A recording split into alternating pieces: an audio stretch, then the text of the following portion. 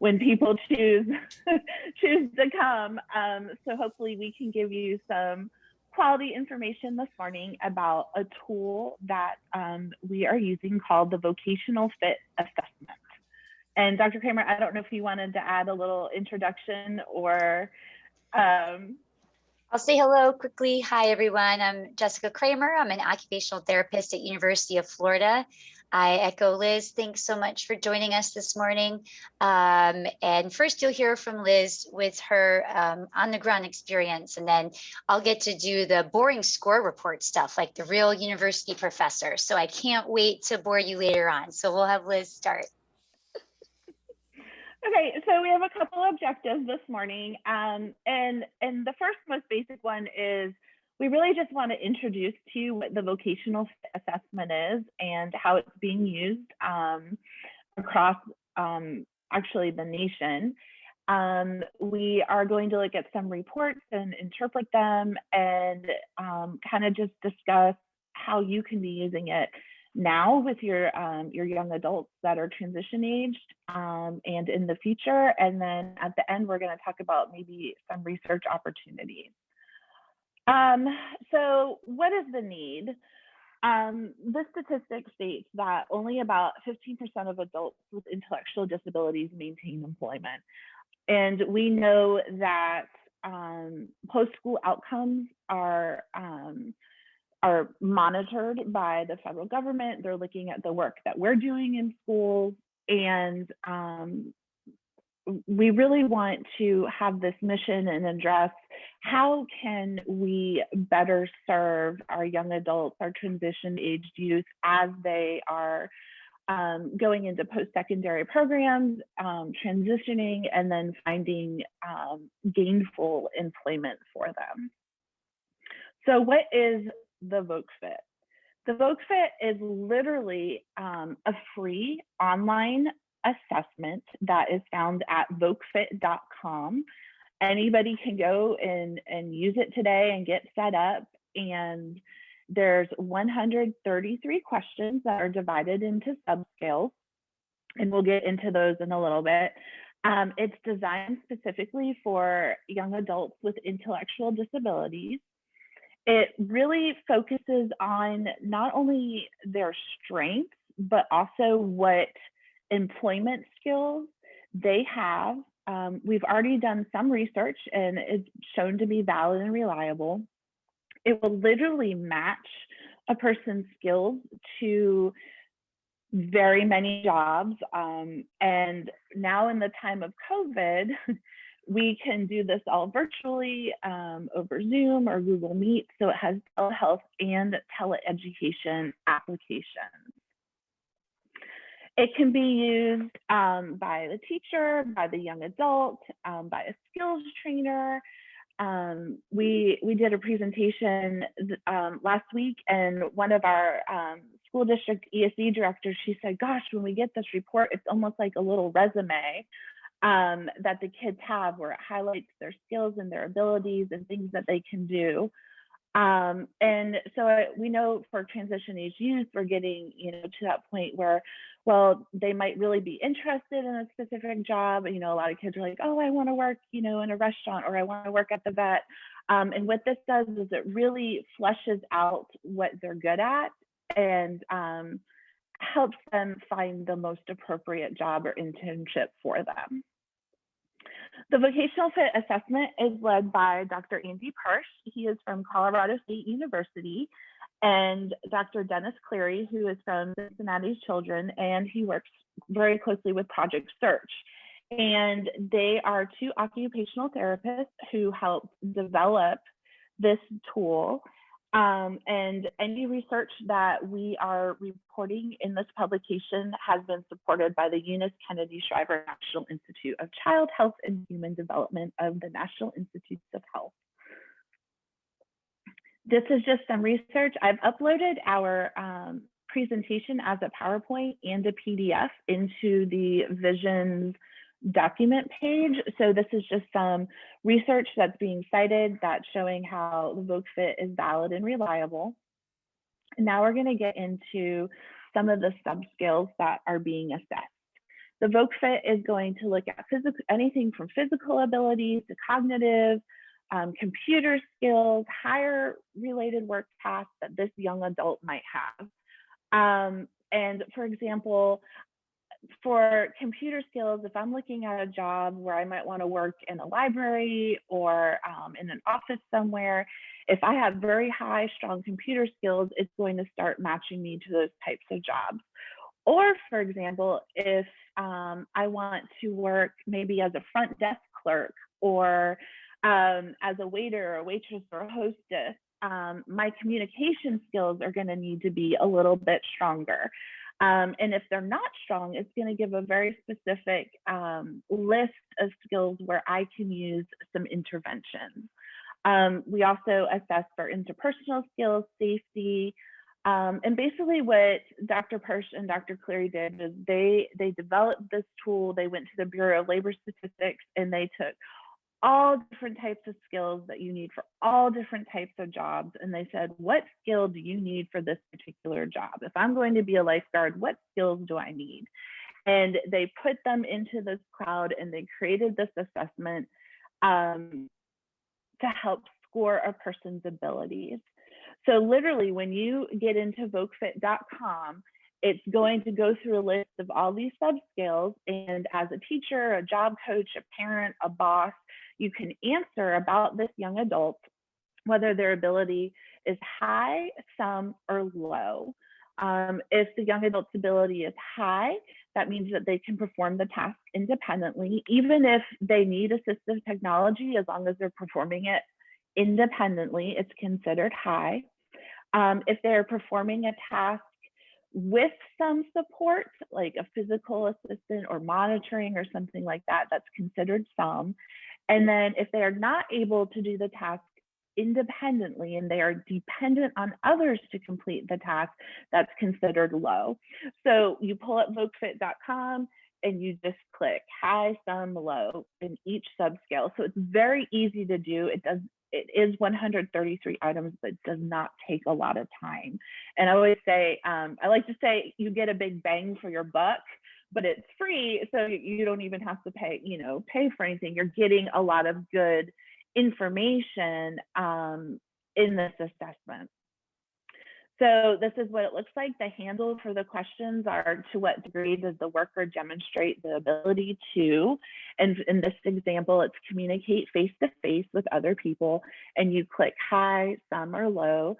It puts all that information into a cloud, and then it's gonna start developing a worker profile.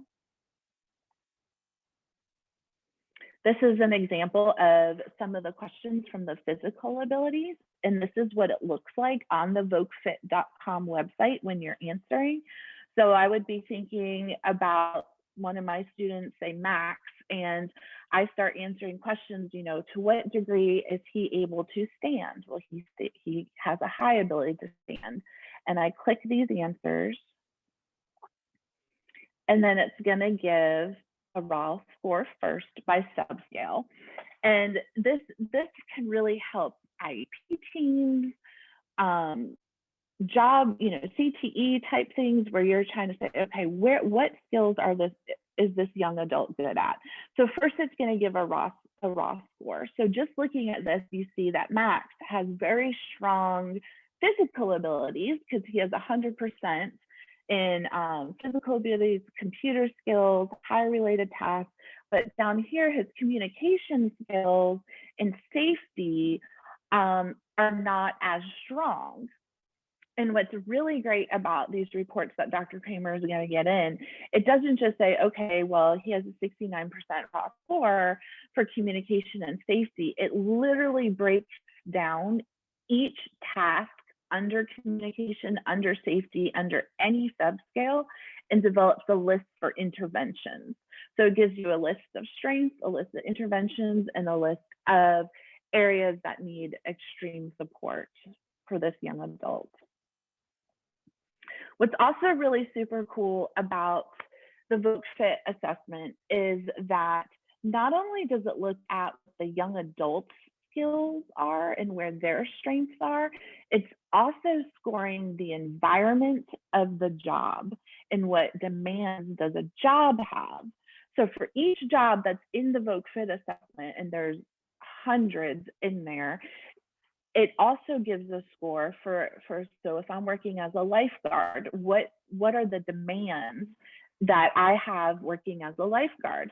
So if it's a high score, it means that that task is essential to the performance of the job, all the way down to tasks that may not be as relevant for that specific job. So not only is it comparing a worker's actual skills and abilities, it's comparing it to what the demands of that job are. This is the same thing. It goes into, here's some examples of jobs. Either you're a retail person, you're in the office, you're a chef, maybe you're working the mail, and it's going to take those demands of the job. So here's the same. What is a person's ability to communicate face-to-face with other people? And then certain jobs are going to have the ability to communicate is going to vary, or the need, the demand for that skill is going to vary based on a job. If I'm working back in a warehouse, I may not need, there is a low demand for me to be communicating face-to-face with customers. But if I'm a retail clerk in the front of the store, there's going to be a higher demand for me to be communicating with those customers. And so it all magically goes into the cloud, and it creates 4 different reports for teachers. And Dr. Kramer is going to continue and discuss some of the reports and kind of go into what they look like and how to interpret them and what they mean. Thanks, Liz. I didn't know if anybody has any questions or thoughts before we move on to talk about the different types of reports. And one of the things I think that I added in the chat that is really cool. So as Liz was sharing, there are these sort of, we'll call them like generic job descriptions are already preloaded in this Voc Fit system, even if you log in as a new person.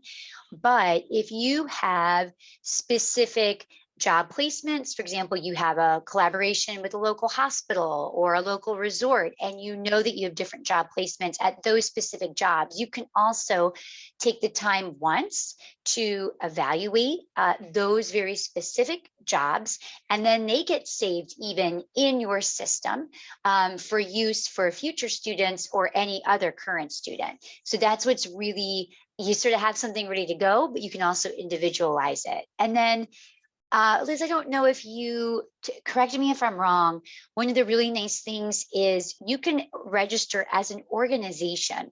So there can be someone who's like the administrator of the organization, and you could have different individuals who are, say, a variety of job coaches, paras, transition educators, whomever, who are all logging in and sort of accessing or able to see from that same pool of students affiliated with that organization. Did I represent that correctly, Liz? Yes, absolutely. And what's really cool is it's very accessible. It does not take a lot of training to get in there and register as an organization and start adding either teachers, job coaches, employers, people that are kind of, the administrator of the assessment, and then completing assessments on each student.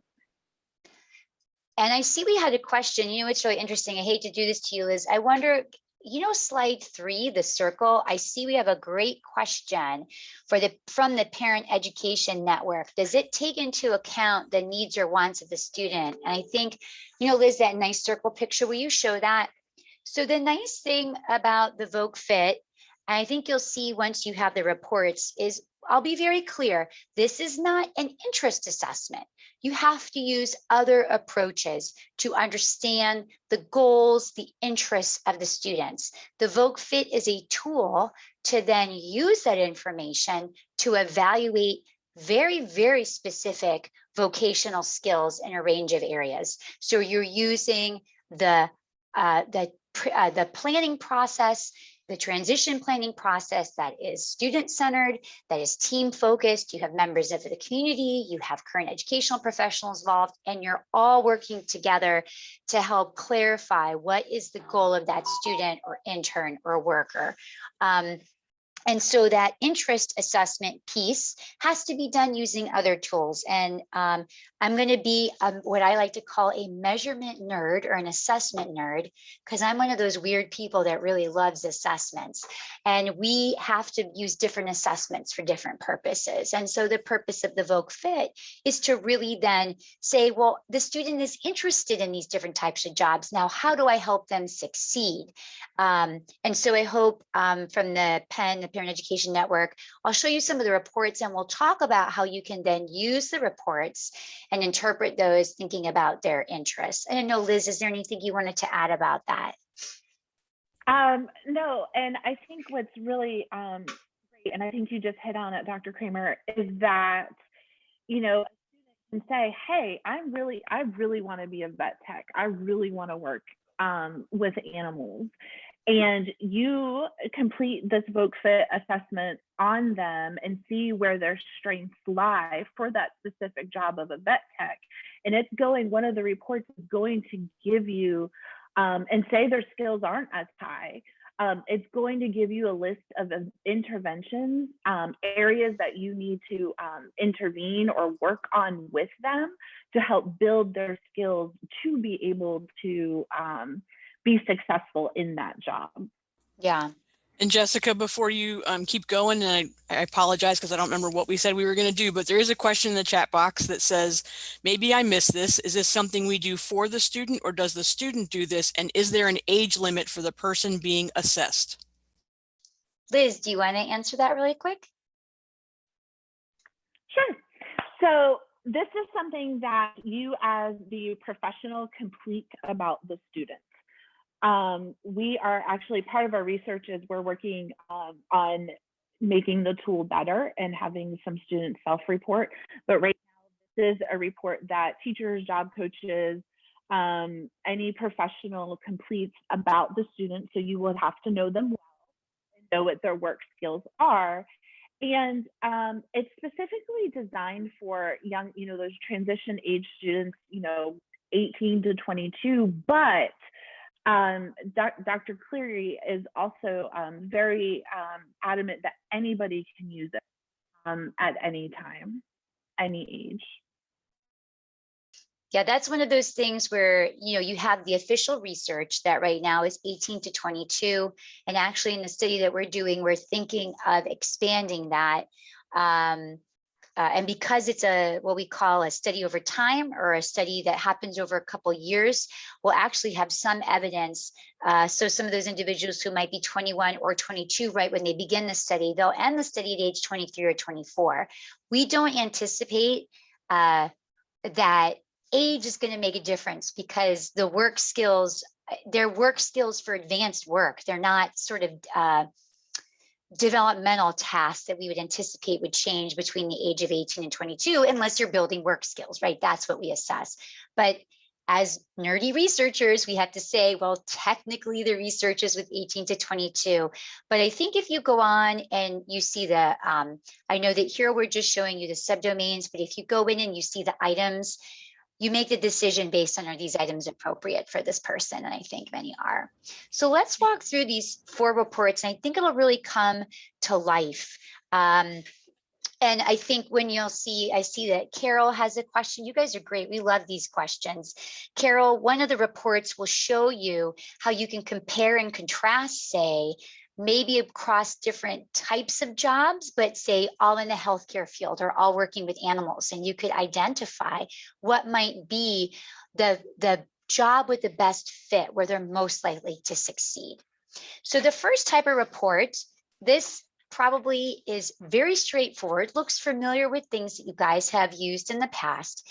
This is report 1, the Student Intern Worker Assessment Report. I know it's kind of hard to see, but what we have is each bar graph is one of the areas, one of the subscales assessed on the Voc Fit.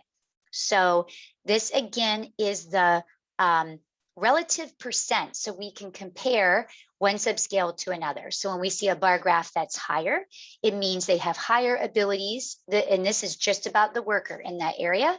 And when there's a lower bar graph, it means that this is an area of need and future intervention for the worker. So this is the forced audience participation part. You guys let me know. Looking at this, I know it's kind of hard to see, but tell me what appears to be an area of strength for this worker? How would you identify that area of strength? Do you want them to put their answers in the chat box? I see Michelle is Okay. already beat everybody to the punch. Awesome. I see that Michelle is identifying self-determination. I see that Lynn is talking about work structure. I have no idea. You guys have great eyesight, self-determination, right? We're looking for those bars that are the highest. So how would we interpret this bar graph? And thank you, Carly, for the excellent idea. Why don't you put in the chat box, where are some areas where the intervention and support's needed? Yep, I'm seeing people are saying identifying safety is also an area of need for sure, especially in a lot of jobs, and also computer. Great. So this is really straightforward. It's really nice in the virtual online tool.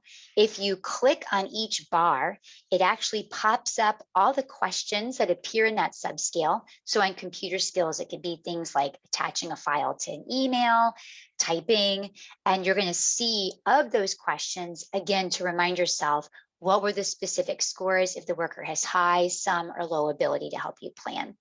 So really straightforward worker summary. The next type of report, report 2, is called the measurable skills change report.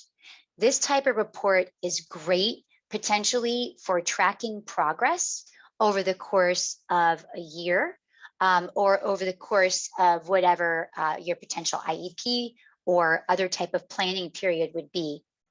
So when you would use this in real life, this is an example. The first bar, which was given on, say, date 1, let's say it's the beginning of the academic year, the purple bar is where that student was at in time 1. And then let's say sort of at the end of a rotation in a placement for vocational training, they redid, the vocational counselor redid the Voc Fit and got the blue bar. So you're looking for, where do we see the biggest areas of improvement? Really straightforward. So where do you guys see that this worker made some great areas of improvement?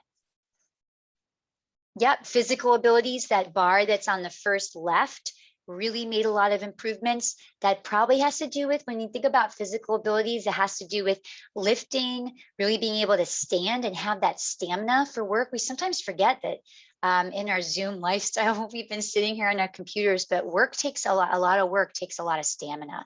And also we see a big improvement in safety and also work structure. Great. You guys, you're old pros at this. All right.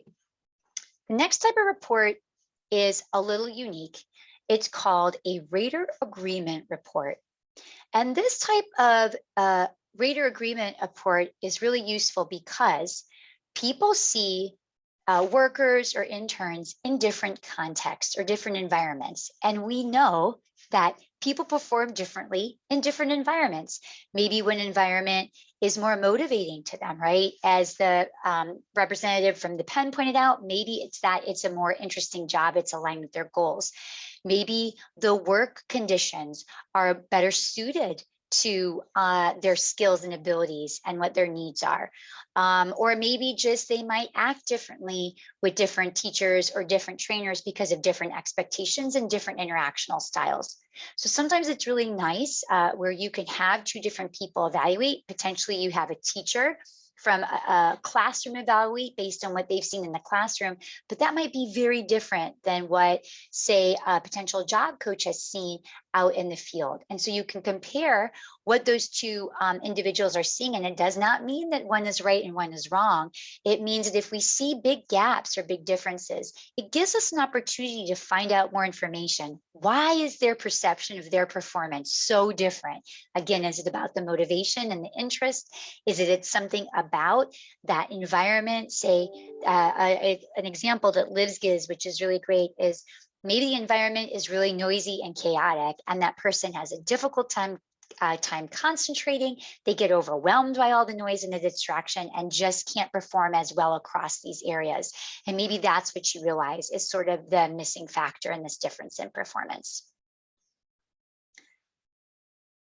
And finally, this is the fun part that we've all been waiting for. We saved the best for last. The fourth type of report is called the job match report.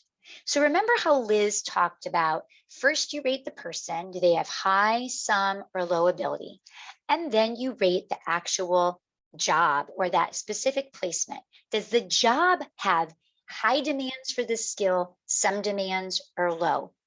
I want you to imagine that if a job had high demands, but you have high ability, that's a green light, right? That person is ready to succeed right now. They have all the skills they need to succeed in that job, in that specific skill. Or maybe the job has some demand and the person has high ability. Well, that's still a really good fit right now, ready to go. What happens if we have a job, for example, I want to work as a vet tech, but it requires a lot of safety awareness, right? I'm working with sharp objects, I'm working with needles, I'm working with animals that might be agitated. If I was that first person in my initial thing, maybe I had some safety ability, but there is a high demand. Well, that's going to give me a yellow or an orange, and that doesn't mean stop. That means that that person is going to need some structure and support when stepping into that job. What if a person has low ability, but a job has very high demands? So Liz gave this example of, I am not really strong in my communication skills, but this job working at the cash register requires me to interact with people constantly, hour upon hour. So that's a high demand and low ability. It's going to show up as a red. Red does not mean stop. Red means proceed with support and caution. How can we support that person maybe to build those skills? How can we give them other opportunities, maybe more in the yellow or the orange area, to build those communication skills and then progress them to this position if that fits with their goals? And so when you look at that pie chart is interpreting that. Sorry, Liz. Yep. So that was one pie chart for one job. And here's where we get into this comparison of what the students' goals and interests are. Maybe if there's a certain area they're interested in working in, anything in healthcare. Well, what opportunities might be available in healthcare? You can look across multiple placements and see how their abilities match up with the demands of those jobs. And that's where we get this idea of fit.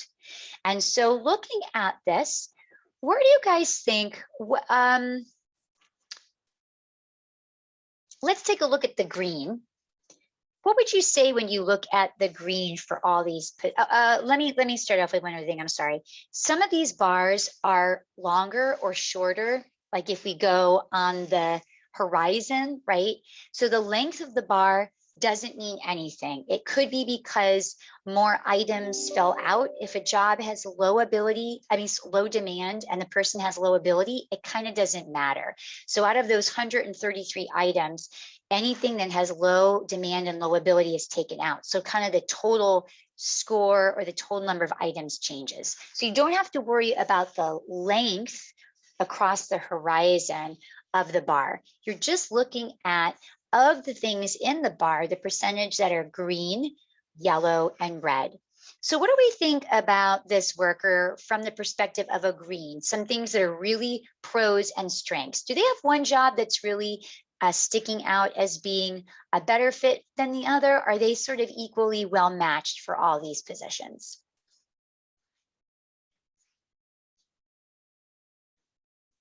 So looking at the green, do we see one job really standing out, or are they equally matched? I see a couple people are pointing out that retail salesperson and hotel front desk has really a lot of those strong greens, and so does retail, but you're correct. Also, the amount of green is relatively the same. I see Terry's asking a great job. Is it the proportion of total skills or the amount of green? Great question.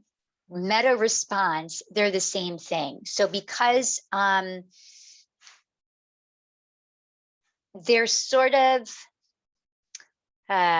you're right, it's kind of the proportion of green, but because green always starts at the left side, we can easily compare the green to each other. You're right, Terry, can get a little tricky. Say we look at library assistant, that just had more items rated to begin with, so we do have to kind of think about the percentage versus the number, because like library assistant looks like a lot, but maybe the percentage is the same as retail salesperson, right? And the online, if you click on it, it will give you the percentages.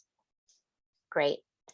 So go back up, Liz. So now we have to think about, what do we do about, what if a student is interested in these jobs, but we have to think about skill building. So when we think about that, we have to look at the yellow and the red. Say this is the first placement for this student.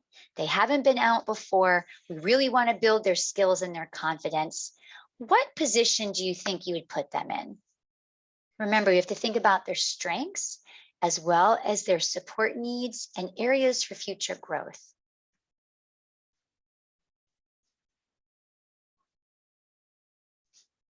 So I'll give you a hint. Look at the amount of red and yellow. See it with some people talking about usher and front desk. I agree with you. Usher and front desk has kind of the least amount of yellow and least amount of red. It still has a good amount of yellow. Yellow means they can do it with support. So with the right job coach and the right support, they're going to use those opportunities at usher and at the front desk to build those skills. Not a lot of red, right? So they're not going to have a lot of challenges. It's a good first placement to build skills.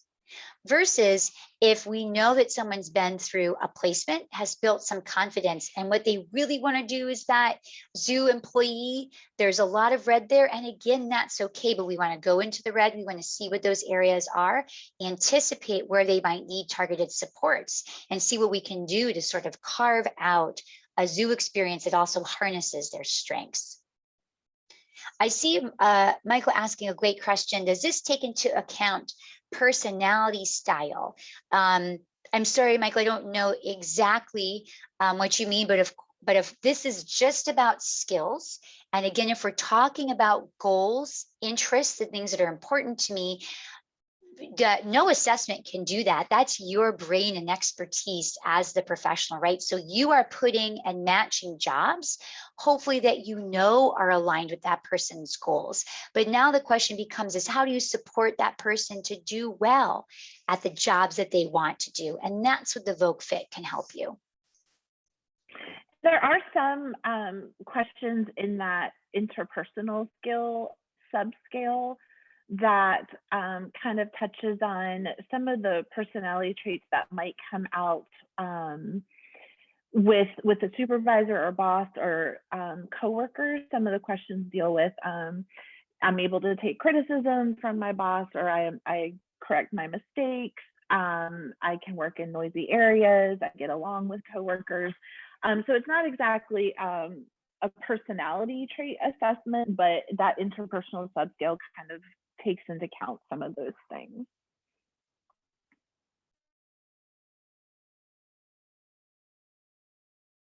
I don't know if people have any questions about any one of those reports or other things.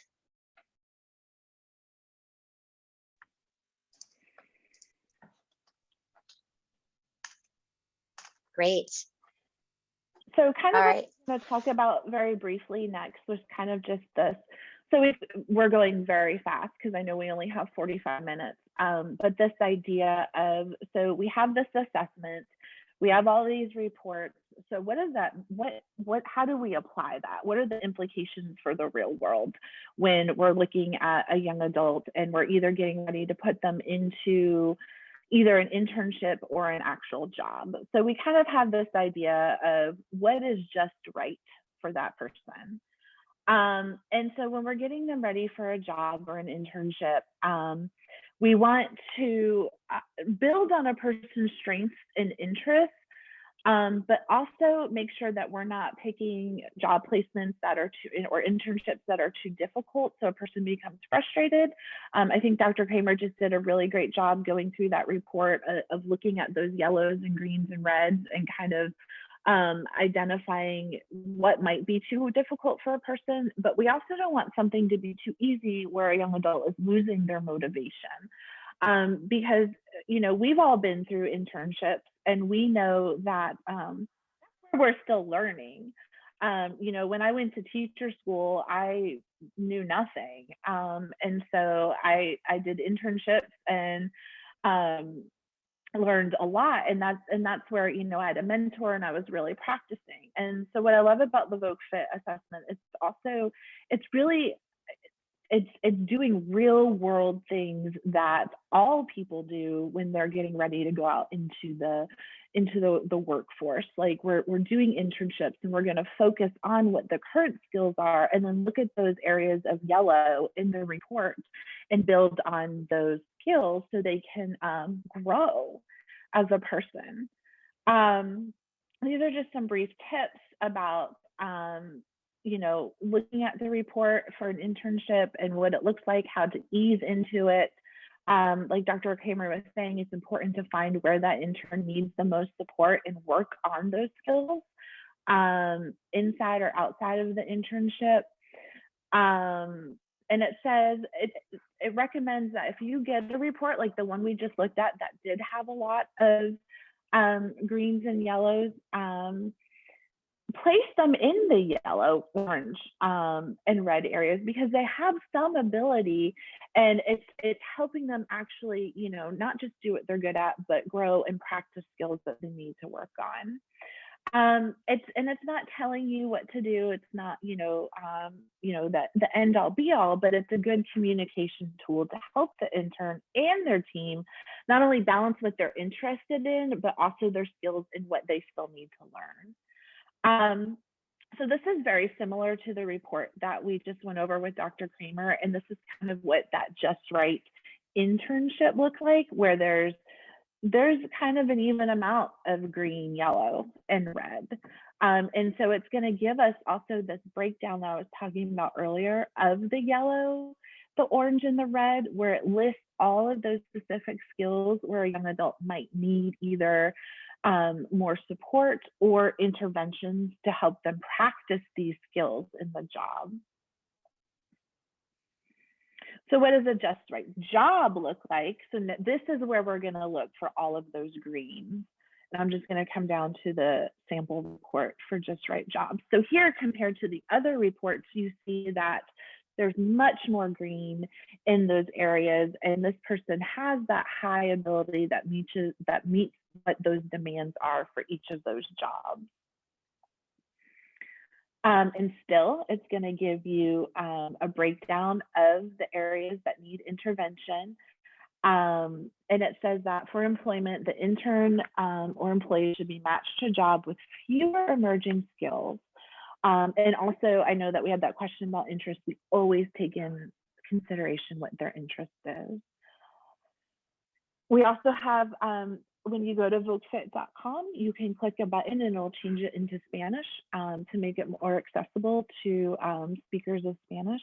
And there is tech support for Zoom via Zoom or via the phone. And you can, it's very accessible. It's something that you can be using now and setting up now. And they offer training, they offer webinars. There's lots of videos on their website, how to create an account. I've gone through all these and they're pretty easy to follow.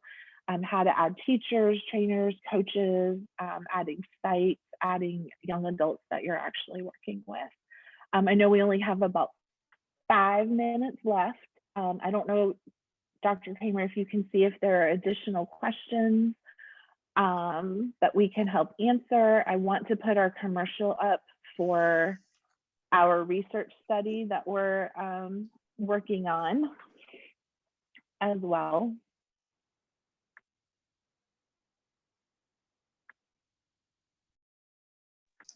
Sorry. Yes, so we, oh, I'm sorry.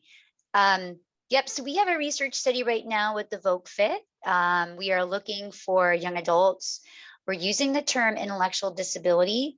So that can be young adults with a range of developmental disabilities who also, so for example, they might identify as having autism, as having Down syndrome, as cerebral palsy, who also have intellectual disabilities. They can be their own guardians, but they can also have a guardian. That's okay. And we always defer to the young adult about they have the final say of choosing to participate or not. So we're looking for young adults 18 to 22 who are receiving training and support to work on their job skills, either through schools, through Project Search, or through VR. So, please share this information, pass us along. You can reach out to us. We can also provide you with a flyer if you'd like to share or post. And we can also get something for you if you'd like to spread the word. So please get in touch. Anything else that I'm forgetting, Liz? Liz, this is silly, but I think you know this, and I know I do not. Carol asked a question. She went onto VocaFit. She created a login. She did an organization, but now she can't locate the assessment. Do you know what button that she needs to go to next? Can you think of it off the top of your head? I think that the next step would be to add either an assessor or a student that you were going to be doing the assessment on. So try that, Carol. And if not, we promise those people who are there in office hours every week are fabulous. Sorry, I'm such a visual person. I have to be there to see it in front of me. But what I can also do in our vision file with materials, I have a lot of tutorials and screenshots saved for that, Carol, and I can upload that into there for where you need to be for next steps. Were there any other questions? You guys asked great questions. Thank you. It really helped us tailor this to meet your needs. And thank you both for amazing content and a great presentation. And just email me anytime with questions, and we are there to support you. Awesome. Thank you, everybody.